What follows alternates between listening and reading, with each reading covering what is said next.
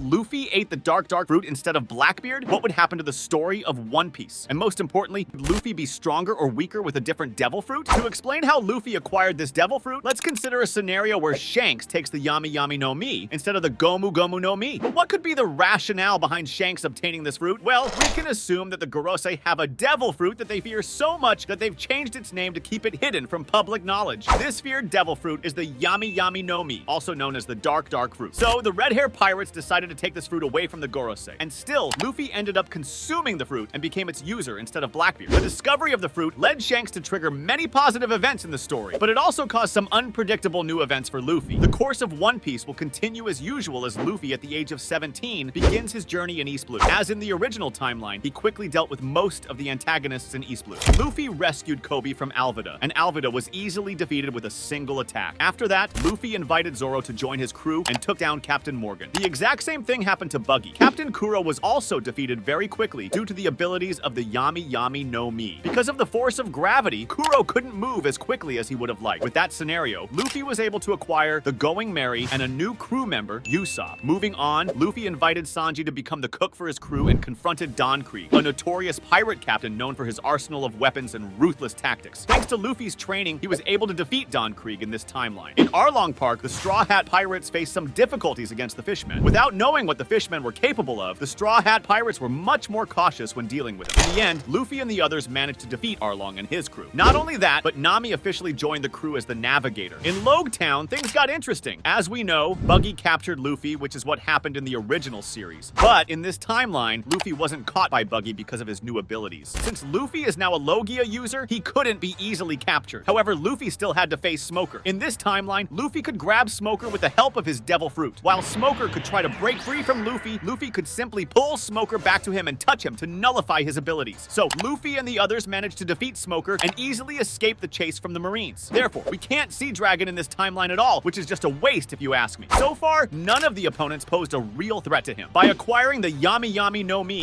Luffy definitely had the easiest time in the East Blue. Now the question is, how is Luffy's strength compared to the original series? Contrary to what some might think, the dark fruit is one of the most powerful fruits in the original One Piece series. This Logia type devil fruit grants the user the ability to create and manipulate darkness at will. The primary strength of this devil fruit lies in how it can use the darkness to manipulate space, and the best thing about it is that it can nullify a devil fruit abilities. It was so strong, in fact, that Blackbeard was able to beat Ace using it, which eventually led to him being captured by the Marines. It's reasonable to argue that Luffy's fruit could be considered even more powerful given the terrifying destructive power we've already witnessed. Just imagine the black hole ability alone, but in an awakened state. Although the concept of awakenings remains largely a mystery, as we're still uncertain about how each devil fruit is affected, one theory suggests that an awakened Logia can transform objects into their respective ability and significantly expand their range of abilities. Basically, Luffy's going to be a walking weapon of mass destruction. Getting back to the story, what would happen on the adventure of the Straw Hat Pirates on the Grand Line? Actually, it's still similar to the original timeline. The Straw Hat Pirates climb the Reverse Mountain and decide to help Vivi. After that, the Straw Hat Pirates will reach Little Garden. In Little Garden, Luffy and the others face Mr. 3. The Straw Hat Pirates didn't take much time to defeat this wax guy, since Luffy's abilities were too much for Mr. 3 to handle. The exact same thing happened to Wapol, who was easily knocked out by Luffy. In Arabasta, the Straw Hat Pirates easily defeated some members of the Baroque Works, while Luffy faces the leader of the group, Crocodile. The fight against him could be a challenging one for Luffy, same as in the original timeline. But now, Luffy can avoid Crocodile's sand attacks. In the end, Crocodile was beaten by Luffy by nullifying his devil fruit abilities. Unfortunately, the Straw Hat Pirates wouldn't meet Ace in this timeline. Since Blackbeard doesn't acquire this devil fruit, most likely he will still be a member of the Whitebeard Pirates. In the Jaya arc, Luffy wouldn't meet Blackbeard. However, he will be fighting against Bellamy and easily defeats him. After that adventure, the Straw Hat Pirates would stream to travel to Skypiea. Similar to the original timeline, Luffy will face off against Enel. This time, Luffy would be more cautious. This lightning attack of Enel can quickly defeat Luffy if he doesn't dodge it. Yet Luffy managed to nullify Enel and defeat him with the help of Sanji and Zoro. Fast forward, Luffy faces Kuzan, who is the first introduced admiral in the story. Even if Luffy can touch Kuzan and nullify his Logia abilities, he cannot defeat him physically, so they back down and lose Robin. Kuzan is way more high level compared to Luffy. It's like you're level 10 fighting a 2-staged 500-foot boss. Fast forward, the crew is drawn into a conflict with the world government because of their defiance and how they want to get revenge for Robin. This time, Luffy faces Rob Lucci, who is a zone user. But what you didn't know is that Luffy can nullify Lucci's own abilities if Luffy can touch him. But with Lucci's speed, it's it's not gonna be that easy. But he eventually does because, well, there's nothing like a good old black hole. Moving on, the fight against Gecko Moria on Thriller Bark will be much easier. We all know that Moria is not physically strong, so if Moria gets nullified, then he's basically done. Similar to the original timeline, the Straw Hat Pirates will get separated on Sabaody. Obviously, Luffy will end up in the Amazon Lily, but this is where things become even crazier. Since Blackbeard didn't take the Dark Fruit, Ace wouldn't be caught by him, and Thatch is still alive. With that being said, Blackbeard wouldn't be a member of the Shichibukai. Luffy wouldn't break into Impel Down,